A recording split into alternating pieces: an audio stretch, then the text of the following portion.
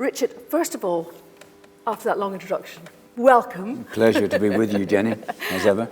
And could we just talk about the circumstances of writing about this? You've written so much about religion and our relationship to Christianity. What made you decide to write so personally? I hadn't ever intended to write an autobiography, and it's not an autobiography, it's a memoir, and there's a very important difference there, because it's thematic, it's more creative than... There are lots of what's in the book, but it's not just about everything that happened to me.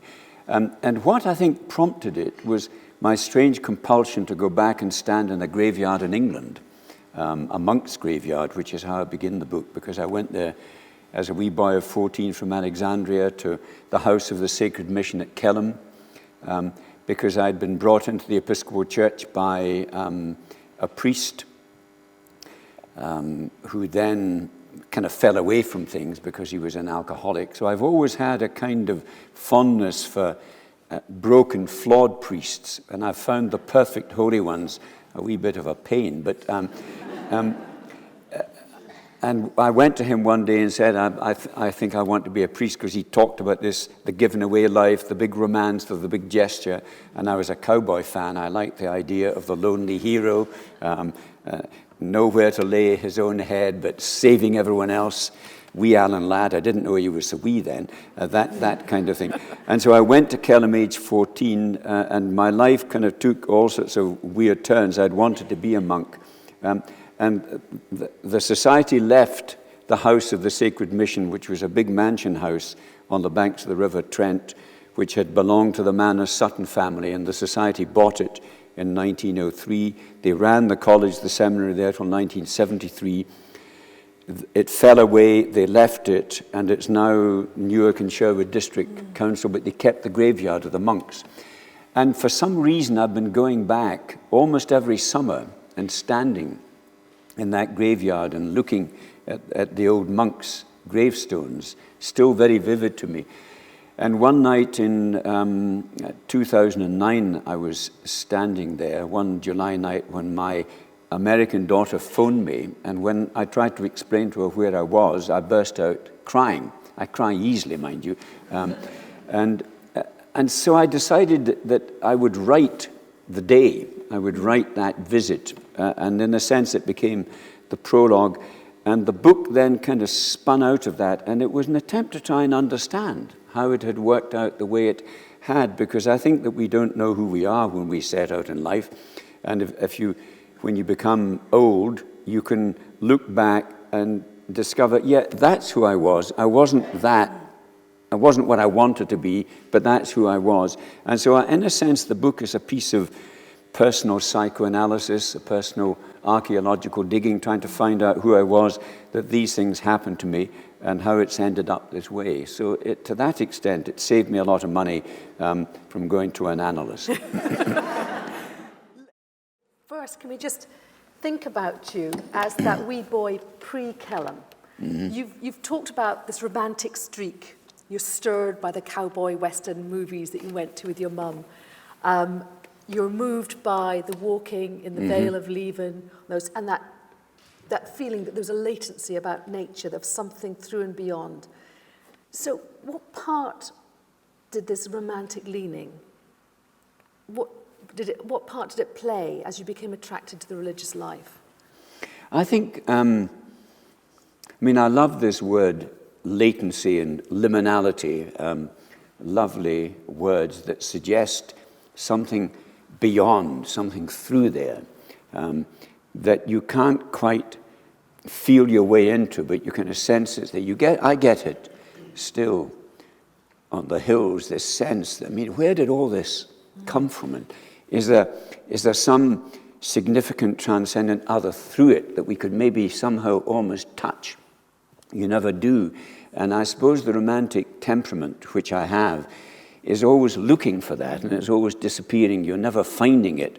And I suppose God is the ultimate object of the romantic temperament, because God's always absent, always disappearing, like a kind of lover who never turns up for the dates you make. So there was the combination of that and the combination of those movies I love. There was Western about the lonely hero who would sort out others' problems, but he never had a home himself, like Wee Allen Ladd, you know, and wee Joey shouting after him, Shane, Shane, come back! But of course, Father Shane doesn't come back. And so there was this sense of wanting to be a kind of heroic figure, to give myself away utterly to some great purpose. But of course, you never can give yourself away because you take yourself on the journey. And I think that's what drew me into the priesthood. And I suppose the thing that gradually, in a sense, happened to me in the priesthood was that I discovered this big romantic quest was also associated with an institution that had rules and regulations and rather strict, fixed ways of looking at things, which is the antithesis of romance. So you end up wanting to be a lover of some transcendent purpose, and you end up being a bureaucrat of a rather tight-arsed organization. And that's where the kind of collision lay. And of course, I never kept the rules. And that was all right when I was a priest. It became a bit more difficult when I became a bishop because you were supposed to represent the rules. It was probably a mistake getting into it, but I didn't know that. No. No, how could you know? No. As that wee laddie? Yeah. Aged, 12 or 13. Yeah. A lot of people are pressurized by their parents to take that religious path. But that wasn't the case with you. No. I don't remember anything about church apart from boring school services at Main Street Primary School when I was there. It was my wee cousin died of spinal meningitis, and the church we didn't go to was St Mungo's in Burnbrae on the edge of Alexandria. And my mother said to me, I'll be up comforting your cousin Mary because her daughter's died. Come there for your soup in the middle of the day. And I went there from the Vale Academy. And the rector came in to organize the funeral. And at the end, he said, who's that? And my mother said, that's my boy Dick. And he said, can he sing? Aye, Dick's got a good voice. And so he said, Dick, will you come and sing in the choir? And I said, aye, okay. I went along.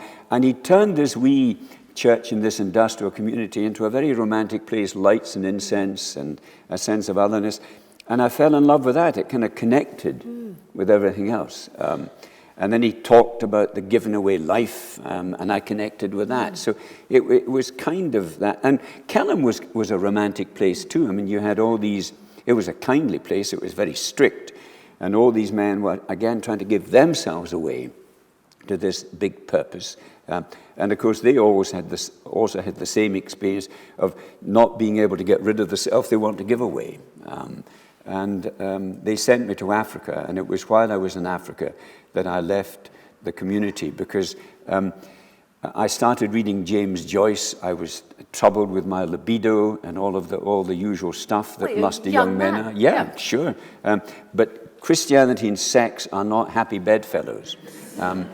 And so I had that, what King Amos called galloping carnality, and I also had this transcendent vocation, and it was an uneasy mix. What sort of really sort of irked me was that none of these really kindly men, learned men, with obviously the best interests of you students, none of them said anything to you. No, about masturbation. Yeah.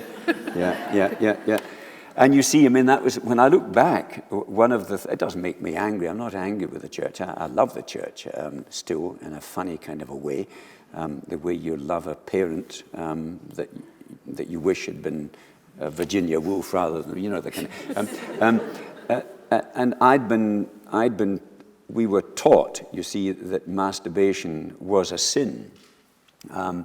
And I discovered that, I can remember my the first time this happened to me, because I used to farm at Kildarvan, and Brenda, the land girl from Bridgeton, was working, and we used to be sent out to pick up the stooks before the harvest came in, and I used to kind of wrestle a wee bit with her, and she used to enjoy that, and she bent down to pick up a stook, and a kind of something turned over me, and I put my arms around her, and she shoved her bum against me, and something happened. And it happened again that night, and that was, in a sense, that was the fall.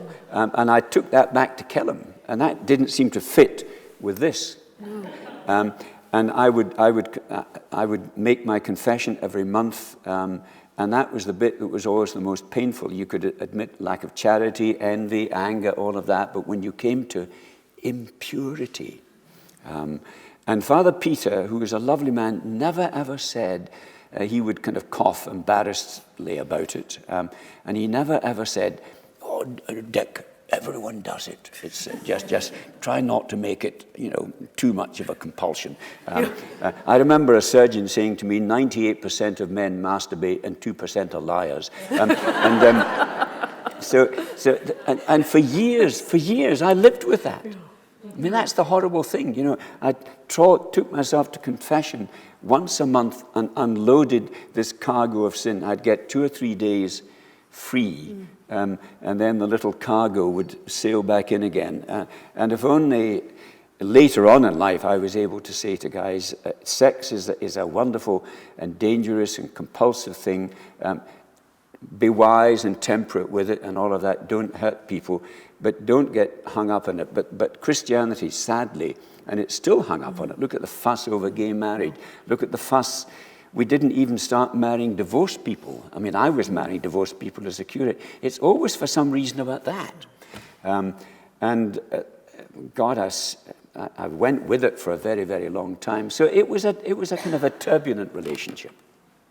So James Joyce, you discovered James Joyce, and that's right. Yes, God, I've got off the subject, haven't I? There I was out in Africa, reading James Joyce, and I had to send a report back to the novice master every month, and I started writing James Joycean stream of consciousness reports about what I was thinking as I wandered the beaches of Accra, and it was all about this stuff, and it put the wind up him, and because James Joyce was not in the kind of novice master handbook of how to train a monk, and so he ordered me to come back. He said you have to come back to Kelham. You're in danger. And I'd committed to work with the Bishop of Accra for 2 years, and he needed me. And I said, no, I'm not coming back. And he said, well, you have to leave the society. And I said, no, I'm not leaving the society either. And so in despair, the director wrote to Richard Rosevere, who was the bishop, and said, you've got to sort this guy out. He will neither stay in nor leave. He has to come back. And so he talked to me one day, and he said, you have to decide either to stay and work with me or to go back if you want to stay in the order. And you have to take vows of poverty, chastity, and obedience. Oddly enough, the one he thought I was having most difficulty was with obedience. And so he said, you have to make your decision. So I went and stood in the garden looking out over the Atlantic. The bishop's house was on the edge of the sea, and there was an incessant row. And I thought, then I came back in and I've folded up my red girdle and my crucifix and my constitution of the Society of the Sacred Mission, made a wee package and sent a letter of resignation and sent it to the Novice Master House of the Sacred Mission, Kelham, Newark, England. And that was the end. You do refer to this wee man on your shoulder, the wee man who is observing you, playing out this role. Yeah. And for somebody who's so compassionate about other people, you're so hard on yourself. Is that, I mean... I don't think I am, actually. I mean, you can know yourself and that kind of stuff and still be compassionate about it. But I think that a lifetime in the movies, a kind of self-consciousness about myself. I've known people who I think were totally unaware of themselves. I'm not. So I know that, which is why I've, in a sense, played roles a bit. And I worked in Gorbals with 2 remarkable people, one of whom was clearly a saint. I don't think thought about herself for more than a few seconds a day, if ever. And you are who you are. It's given to you. I mean, you're dealt a hand. You didn't deal it yourself. And so there's no point in being down on yourself, but there's every point in knowing yourself. And that man has always been on my shoulder, and there's always been a bit of me watching myself being these things. You have to accept that. There are characters like that in the New Testament. The beloved disciple John was someone who was totally unaware of himself, whereas St. Peter was very aware of himself. Peter the denier, Peter the one who made the great protestations to Jesus that though all forsake you, I will go to death with you. And there he is, half an hour later, in the courtyard of the high priest, denying him. Now he didn't know that. He didn't know that he was a denier until the moment came when the denial also came. And so I think that the good thing about living a longish life is that you can sometimes get to know yourself. The saddest thing about living at all is not knowing yourself and dying deluded. And I can be compassionate about myself, but I know quite a lot about the way I've operated and worked. And I'm deeply flawed, and one of the things that's been an aspect of my character is this watching me performing a role. I've lost myself in it sometimes, and of course, the big church role is a splendid theatre. I mean, I became a bishop. You get to wear a big hat and big brocaded robes, and you get to carry a big stick, and you thump your way into cathedrals. My God, it's very difficult not to be conscious of that. I grew to hate it. I mean, I threw my mitre away finally, and pled for a simpler thing. Because if you dress people up like actors in a play, they will end up being actors. What's it like to wear a dog collar all the time? I haven't worn one for years. I do write about this. You get lynched. People come up to you. Two things really upset me. A lot of people thought I was a moral policeman. I remember visiting parishioners, and there was a woman visiting with a wee boy, and he'd never seen a dog collar. And he said, "Mammy, what's that man? What's that?" And she said, "He's a clergyman." And he said, "What's that?" "It means you have to mind your P's and Q's." And I thought, if only she knew. So there was that. And then there are the people that will confront you on the train and say, "Right, we've got an hour pass until we get to Liverpool. Prove the existence of God." Fuck off. You know. But you know, yeah. So anyway, it's sorry. It's hard to do. But does all that matter about, the wee man and the dog collar and everything, as long as you're doing good works? It probably doesn't matter in the sense that there's not a lot you can do, but you can't do a lot about yourself until you know yourself. That's why I love Spinoza. Thought we were all determined by factors we could do nothing about, and why I think judging other people is such a waste of time. Even jailing other people is such a waste of time. But we're very vindictive people, and most people don't know why they do the things they do. And what Spinoza said, that if you can at least acknowledge how determined and bound you are, and therefore know yourself a bit more, you can get a little bit of freedom. You can actually begin to say, that's who I am. I'd better beware of that. A bit like an alcoholic saying, I am an alcoholic and I cannot drink. And it's that absolute truth that saves the alcoholic. He never ceases to be an alcoholic, but maybe can stop drinking. And so it's a bit like that. And I think that one of the good traditions in Christianity, and I still go to church and I like the bit of examining the conscience, the confession of sin. I think it's overdone there, but I think that kind of realism about the self, and learning a bit of self-acceptance, and maybe learning towards the end that there are certain things you can avoid and certain good things that you can do. And one of the good things you can do is try maybe to help others a bit. I never lost Jesus. I never really had God, but I never really lost Jesus. And it seemed to me that what Jesus was on about was the importance of helping the ones who are afflicted by the powerful, including the religiously powerful. And God, he was afflicted by the religiously powerful. I never really did lose that. Can you just talk a bit more about that, about the role of Jesus and Jesus as the Christ? Because you separate them two out. Yeah. It's boring theological stuff, but theologians make a distinction between what they call the Jesus of history and the Christ of faith. The Jesus of history existed. We know a fair bit about him. We know that he was a remarkable preacher and teacher and a challenger of the abuses of power, and he left us with a handful of very potent stories we call parables. We know that he got done to death by the political and religious institution because he was challenging the way the powerful oppress the weak. They always do. It is in the nature of power to corrupt itself. We see it in politicians, we see it in religious figures. We probably know it in our own experience. If ever we've had any bits of power, we don't always handle it well.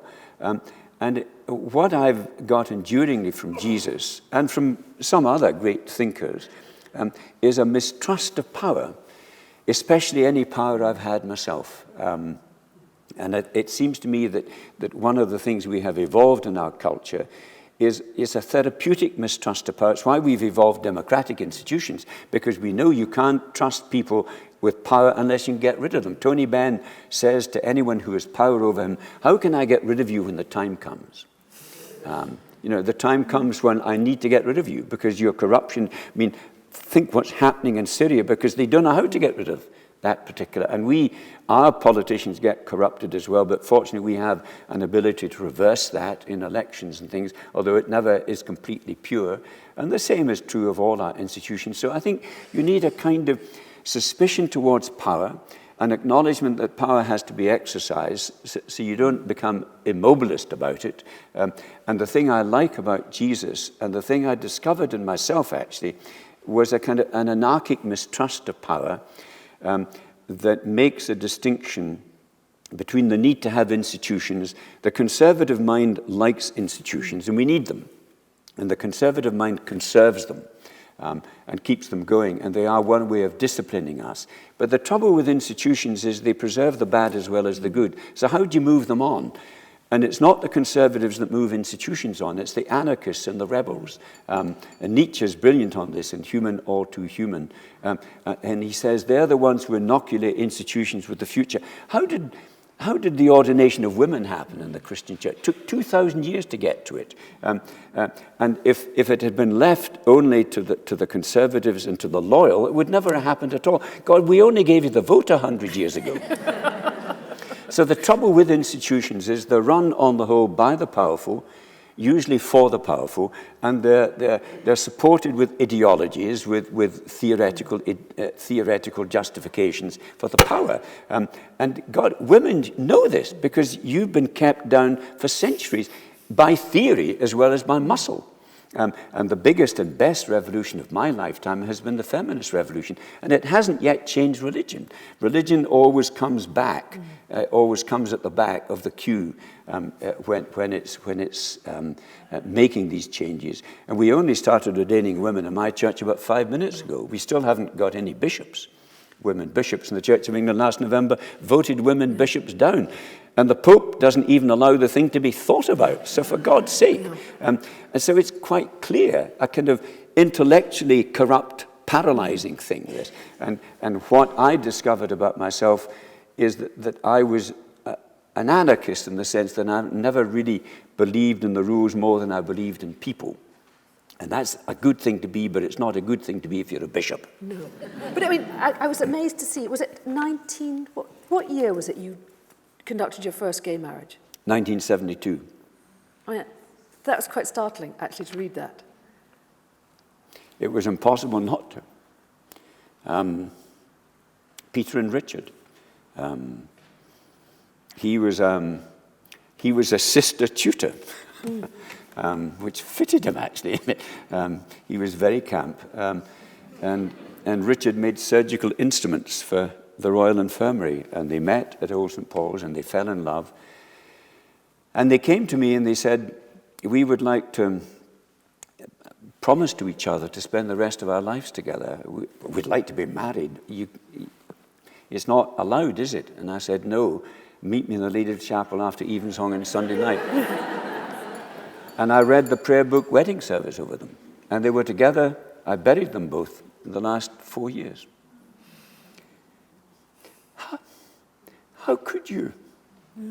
How could you not? And it's at that point, and this is the thing about Jesus, he always saw the individual, not the rule, not the institution. And the institutional mind always sees the institution. We can't allow people to choose the time they're going to die because it might create bad precedents for the rest of society. They don't see Terry Pratchett. They don't see the individual. They see an abstraction called law. Jesus never did. He always saw the individual. Now, not everyone does, but it's the people that see the individuals that get institutions changed to accommodate more individuals. And that's what happened over women. It's slowly happening over gays. It's never, ever done. And the reason I go on revering Jesus was that the human Jesus, the Jesus of history, was a prophet who challenged the corruption of power. There was something extraordinary about him, and they started worshipping him. And what theologians say is that evolved into the Jesus of history and the Christ of faith, that after a few hundred years, they felt this man was God to them. And so I can use that kind of language, but my passion is for the living human Jesus, not the Christ of faith.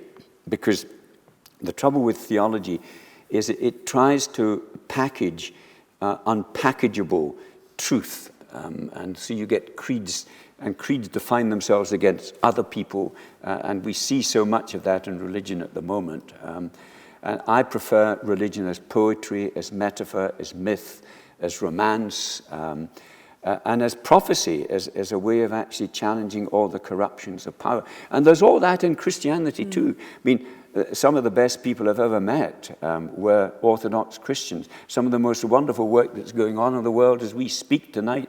The poor are being looked after. Corruption is being challenged by Christians all over the world. But it's not the big institutional stuff that's doing that. It's the kind of Jesus stuff. Your position with as a at a high position in the church became untenable really in the late 1990. Yeah. I wrote a book that buggered it up. I wrote a book because of all these debates in Christianity about helping gay people, helping divorced people, helping women. It occurred to me that what didn't help the debate was constantly bringing God in. They say, I would love to ordain women, but it's God, they're in the Bible. So I wrote a book suggesting that let's park God. Let's leave God out of this and have ethical debates about all these issues on human terms. And it got me into a lot of trouble with other bishops, and it got me into trouble with my own clergy, some of whom called for my resignation. In fact, pronounced the Diocese of Edinburgh empty. And I went to a church in the Borders a couple of weeks after the book came out, and half the people wouldn't give me the kiss of peace or shake my hand at the door afterwards. And it was at that point I thought, yeah, this is over. And went. And was really having a kind of sabbatical from it all for about 5 years. Then I found my way back to that amazing church down the Royal Mile, Old St. Paul's, after about 5 years. And I sit there uncomfortably, but comfortably. I think of myself as a layperson now. I occasionally do preach the odd sermon. I've never worn the big hat. I don't do bishopy things, but I try to keep a wee bit close to Jesus. I could ask you so many more questions, but I should let everybody else have a chance to ask questions too. Oh, and here's a first.